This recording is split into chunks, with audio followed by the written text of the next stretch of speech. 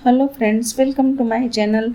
मैं आपके लिए लेकर आई हूँ रक्षाबंधन स्पेशल परफेक्ट माप में जालीदार मैसूर पाक की रेसिपी। देखिए कितना जालीदार और कितना खस्ता बना है। इसे बनाना बहुत ही आसान है, तो चलिए हम बनाना शुरू करते हैं। जालीदार मैसूर पाक बनाने के लिए हमने देखिए 1 बाउल घी लिया है। हमने शुद्ध घी लिया है, देसी घी। 1 बाउल चीनी लिया है। 1 बड़ा चम्मच हमने इलायची पाउडर लिया है। 1 बाउल हमने बेसन लिया है। बेसन को हमने छलनी से छान लिया है। इसी बाउल से हमने आधा बाउल पानी लिया है। गार्निश के लिए हमने 1 बड़ा चम्मच चॉप्ड पिस्ता लिया है।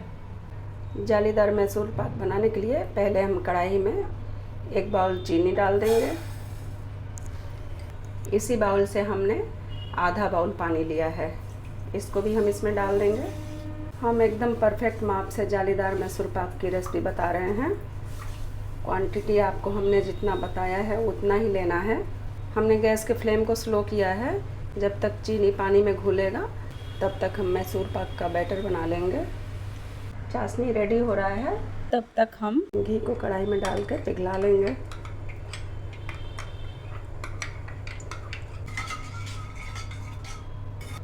देखिए घी पिघल गया है। हम बड़े बाउल में बेसन को डालेंगे।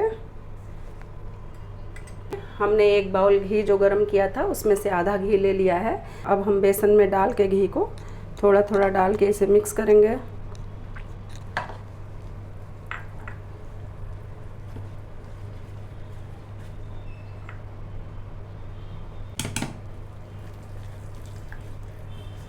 हम बेसन और घी को अच्छी तरह मिक्स करेंगे कि इसमें कोई भी गुठली या लम्स नहीं होने चाहिए। देखिए इतना घी बचा है, इसको भी हम डाल देंगे। हाफ बाउल घी हमने बचा के रखा है।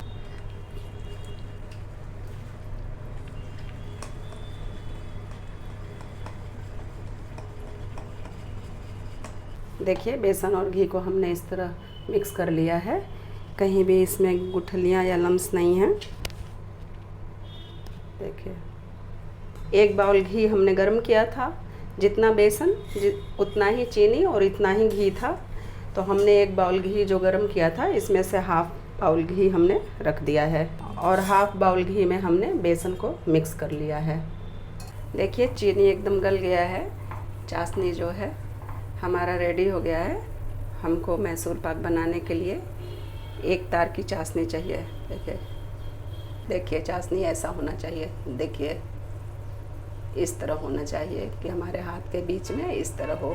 देखिए को चाशनी को 1 तार के अंदर ही रखना है, नहीं तो मैसूर पाक काफ़ी कड़ा बन जाएगा। चाशनी अब हमारी रेडी हो गई है।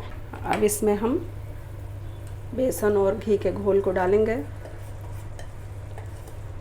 पूरे बैटर को हम इसमें डाल देंगे।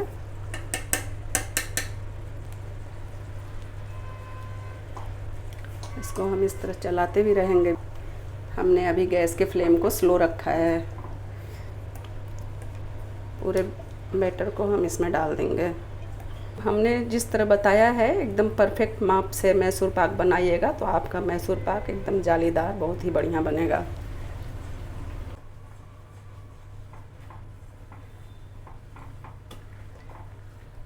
अब हम गैस के फ्लेम को थोड़ी बढ़ा देंगे।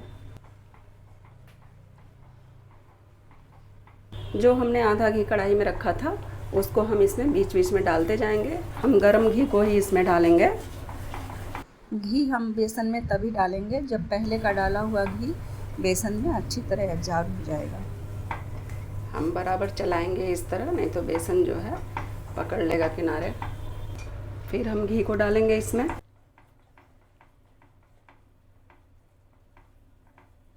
फिर से हम घी को इसमें डालेंगे। देखिए पहले जो घी हमने डाला था पूरा घी ख़त्म हो गया इसमें। फिर से हम घी को डालेंगे। फिर हम इसमें घी डालेंगे।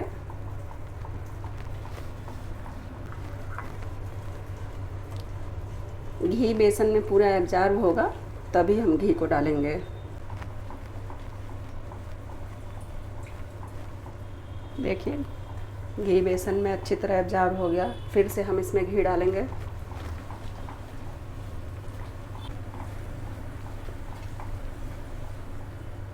देखिए फिर हम इसमें घी डालेंगे। ऐसे ही करके हम जितना हाफ बाउल घी था पूरे घी को इसमें डाल देंगे। अभी गैस के फ्लेम को हम फुल कर देंगे। देखिए हल्की हल्की जाली आने लगी है। देखिए फिर से हम घी को डालेंगे।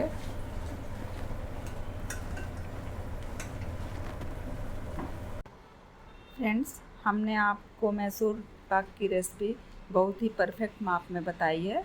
इस रक्षाबंधन में आप इसे ज़रूर ट्राई कीजिएगा। ये खाने में बहुत ही अच्छा लगता है। हम इसको एकदम अच्छी तरह जल्दी जल्दी चलाएंगे, तभी इसमें जाली अच्छा पड़ेगा मैसूर पाक में। हमने जिस परफेक्ट माप से आपको बेसन, चीनी, घी और पानी का रेशियो बताया है, आप उसी तरह इसमें डालिएगा, तभी आपका मैसूर पाक जो है बहुत ही अच्छा जालीदार बनेगा। देखिए बेसन से घी जो है एकदम अलग होने लगा है, इसमें जाली अच्छी पड़ने लगी है। देखिए मैसूर पाक का बैटर बन के रेडी हो गया है। अब इसमें हम 1 चम्मच इलायची डाल देंगे। 1 चम्मच हमने इलायची पाउडर डाल दिया। हमने बाउल को ग्रीस कर लिया था, इसमें हमने चाप्ड पिस्ता डाला है। अब इसमें हम बैटर को डालेंगे। मैसूर पाक का बैटर एकदम परफेक्ट बना है। इसको हम अधिक प्रेस नहीं करेंगे, नहीं तो इसमें जाली नहीं पड़ेगा। हल्का इसको इस तरह प्रेस कर देंगे।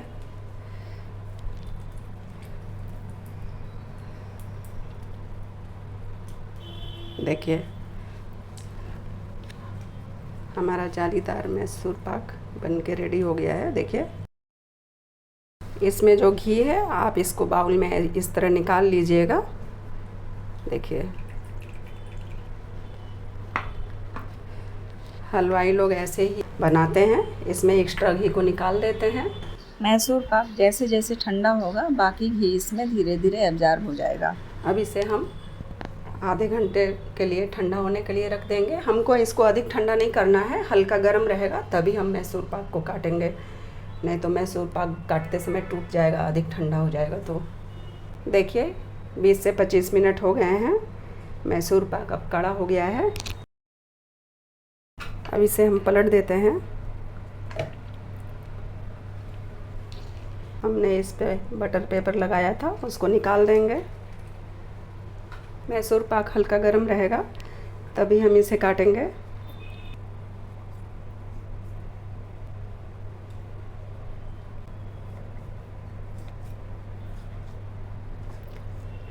अगर आप ठंडे पे मैसूर पाक को काटिएगा तो ये जगह जगह से टूट जाएगा। देखिए नीचे थोड़ा ठंडा हो रहा है इसलिए ऐसा हो रहा है। हम इसको जल्दी जल्दी काटेंगे। हमने लेफ़्ट हैंड से काटा इसलिए नहीं अच्छा से कट रहा था, अब हम राइट हैंड से काट रहे हैं। देखिए अब अच्छी तरह कट रहा है।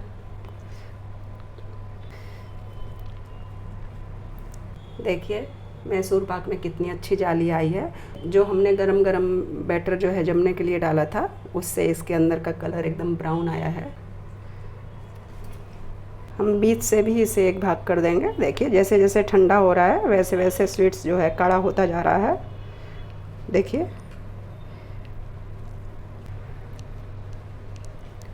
बहुत ही जल्दी ये ठंडा होता है, इसलिए आपको जल्दी जल्दी ये काम करना होगा। आप लोग भी मैसूर पाक की रेसिपी को ट्राई कीजिए और कमेंट करके बताइए कि हमारी रेसिपी आपको कैसी लगी। हमारी मैसूर पाक की रेसिपी आपको पसंद आती है तो मेरे चैनल को लाइक, शेयर एंड सब्सक्राइब कीजिएगा फ्रेंड्स। पिस्ते से गार्निश कर देंगे। ऑलरेडी हमने इसमें नीचे पिस्ता डाला था। देखिए मैसूर पाक कितना अच्छा बना है। देखिए एकदम खस्ता बना है। देखिए अभी हल्का गर्म है इसलिए ऐसा है, एकदम खस्ता बना है मैसूर पाक। आप लोग भी इसको ट्राई कीजिए। हमने मैसूर पाक की रेसिपी को आपको एकदम परफेक्ट रेशियो और परफेक्ट तरीके से बताया है। देखिए